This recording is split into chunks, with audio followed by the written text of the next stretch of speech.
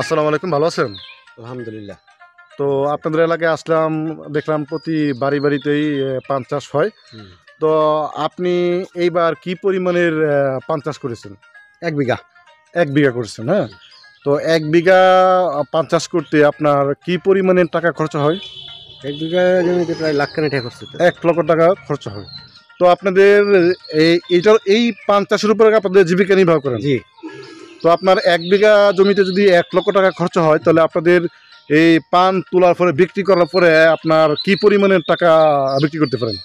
মনে করেন মিনিমাম ১০ লক্ষ টাকা বিক্রি হইব।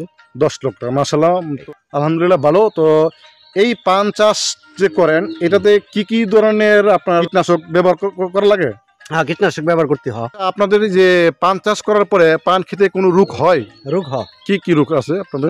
আপনাদের মনে করেন এক ধরনের পোকা আছে, পানের আগা এই যে এরকম করে নেই। এটা কি পানের আগা ড্যামেজ হওয়ার পথে? হ্যাঁ, ড্যামেজ হওয়ার পথে। এই পোকা কি? আর যে সুস্থতায় যে মনে করেন এই যে এরকম। আচ্ছা, এটা নিধনের জন্য আপনারা কি কোনো প্রকার স্প্রে ইউজ করেন? হ্যাঁ। এটা কি স্প্রে দেন? মনে করেন কীটনাশক যেই আপনার স্কোয়ারের আছে, এই মিস্টার টপ ব্যবহার করে, আবার একতারা ব্যবহার করে। উপরে ছাউনি দিচ্ছেন, হ্যাঁ? এই উপরে কি পান উঠবে না? এখানে উঠলে আমরা বন্যা নামাই দেবো। এখানে উঠলে বন্যা নামাই দিবেন? নামাই দিতে হবে। উপরে উঠলে আবার রোদ্রে আবার পানের আগা। আচ্ছা, উপরে যে এই ছাউনি দিচ্ছেন, এটা কি দেওয়ার উদ্দেশ্য কি? যে রোদের থেকে পান চাষটি হইলো আপনি ঠান্ডা থাকতে হবে, ঠান্ডা থাকতে হবে, আর্দ্র ছায়া থাকতে হবে। তো এটা দেওয়ার উদ্দেশ্য হলো, দর্শক আপনারা দেখতে পাচ্ছেন উপরে ছাউনির মতো আছে, এটা দেওয়া হয়েছে আপনার পান নাকি ছায়াতে খুব ভালো জন্মে, ছায়া থাকার জন্য উপরে ছাউনি দেওয়া হয়েছে। তো এদের জন্য আপনারা কি কোনো প্রকার এখানে লোক নিয়োগ করেন, শ্রমিক নিয়োগ করেন? হ্যাঁ হ্যাঁ, শ্রমিক ছাড়া তো সম্ভব না। শ্রমিক ছাড়া সম্ভব না, না?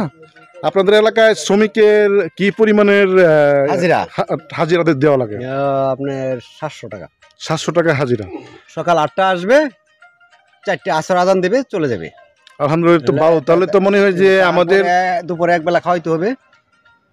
দর্শক শুনতে পেলেন যে এই এলাকা যারা শ্রমিক আছে তারাও আল্লাহর রহমতে এই মানে শ্রম দেওয়ার পরে মোটামুটি ভালো একটা মুনাফা পায়, এবং সেই মুনাফাটা তো আমাদের দেশে আমরা অনেকে চাকরি, বিভিন্ন ব্যবসার জন্য দৌড়ঝাঁপ পারি। আসলে আমি মনে করি এই এলাকায় যারা পান চাষ করে এবং যারা এই পান চাষের সাথে জড়িত, প্রত্যেকেই মোটামুটি ভালো টাকা ইনকাম করতে পারে। তো দর্শক, আপনাদের আজকে ঘুরে পান চাষ দেখানোর চেষ্টা করেছি। কেমন হয়েছে আপনারা লাইক এবং কমেন্টের মাধ্যমে জানাবেন, এবং অবশ্যই শেয়ার করতে ভুলবেন না। আজকের মতো এখানে বিদায় নিচ্ছি। আসসালামু আলাইকুম।